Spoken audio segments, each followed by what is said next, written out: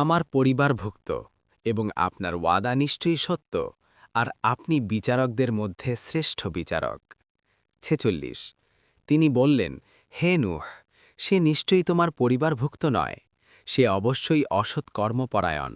সুতরাং যে বিষয়ে তোমার কোনো জ্ঞান নেই, আমার কাছে তা চেয়েও না। আমি তোমাকে উপদেশ দিচ্ছি যেন মূর্খদের অন্তর্ভুক্ত না হও। ৪৭। সে বলল, হে আমার রব, যে বিষয়ে আমার জ্ঞান নেই তা চাওয়া থেকে আমি অবশ্যই আপনার আশ্রয় চাই।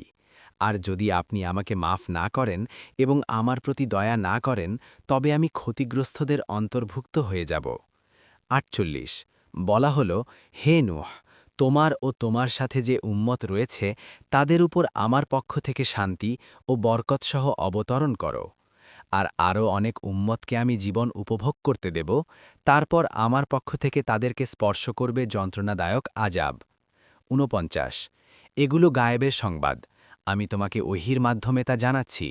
ইতপূর্বে তা না তুমি জানতে এবং না তোমার কম, সুতরাং তুমি সবর করো, নিশ্চয়ই শুভ পরিণাম কেবল মুত্তাকিদের জন্য।